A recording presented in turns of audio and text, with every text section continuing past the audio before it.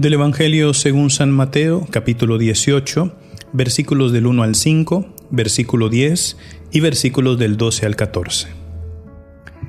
En cierta ocasión, los discípulos se acercaron a Jesús y le preguntaron: ¿Quién es el más grande en el reino de los cielos?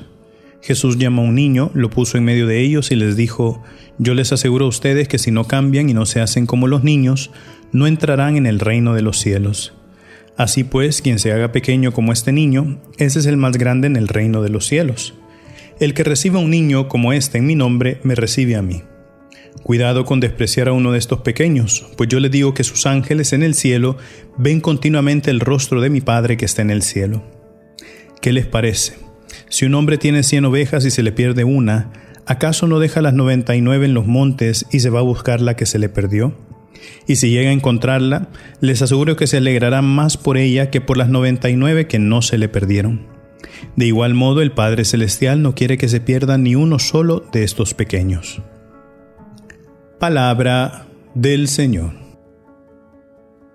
Queridos hermanos, el día de hoy, en este martes de la 19ª semana del tiempo ordinario, acabamos de escuchar este episodio del Evangelio que tiene una frase bien hermosa, que si nosotros no nos hacemos como niños, no podremos entrar en el reino de los cielos. Los discípulos se hacen la pregunta, ¿verdad? ¿Quién es el más grande?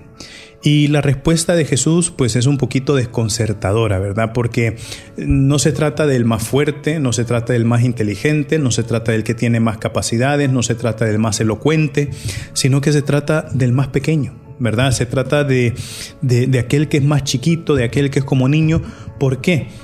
Aquí quiero que nosotros recordemos siempre el inicio del Sermón de la Montaña, ¿verdad? El Sermón de la Montaña, San Mateo capítulo 5, ¿no? ¿Cómo es que inicia? Bienaventurados los pobres o dichosos los pobres, ¿verdad?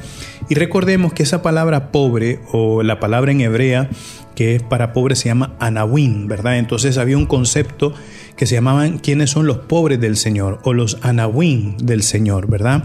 Y entonces estos eran, recordemos que los pobres no son aquellos miserables, claro que lo son, pero no son aquellos que les hace falta algo material, sino que se sienten necesitados, ¿verdad? El pobre es aquel que se siente necesitado independientemente de cuál sea su necesidad, ¿verdad? Entonces, claro, ¿quién es el más necesitado en este mundo, verdad? Es un niño, ¿verdad? Un niño, y sobre todo mientras más pequeño ese niño, o sea, mientras ese niño esté en brazos, por ejemplo, esté recién nacido, más necesitado es porque no se puede en absoluto valerse por sí mismo. Entonces, claro, depende en su totalidad, ¿no?, del cuidado de sus padres. Y es así donde el Señor dice: el más grande en el reino de los cielos es el que depende totalmente de Dios. ¿Por qué? Porque cuando nosotros dependemos totalmente de Dios, es ahí donde el Señor nos da absolutamente todo. Todo lo necesario para seguir adelante, todo lo necesario para avanzar, todo lo necesario para encontrarnos con Él, todo lo necesario para transmitirlo en medio del mundo. Y fíjense, queridos hermanos, que el día de hoy, pues este evangelio se une con también la memoria de Santa Juana Francisca de Chantal.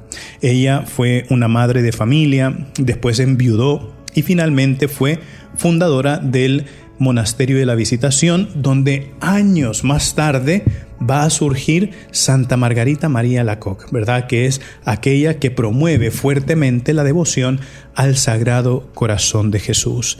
Y aunque Santa Juana pues no conoció a Santa María Margarita, ¿verdad?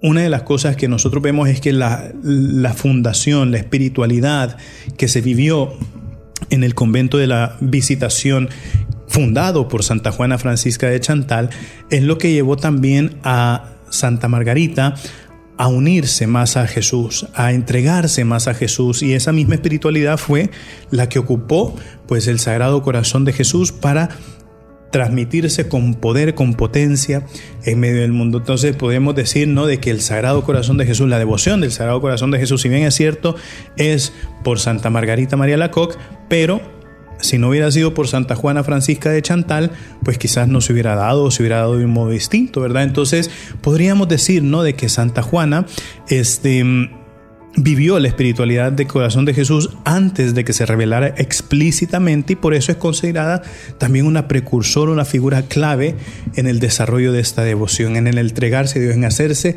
el más pequeño, hacerse como una niña para depender completamente del Señor.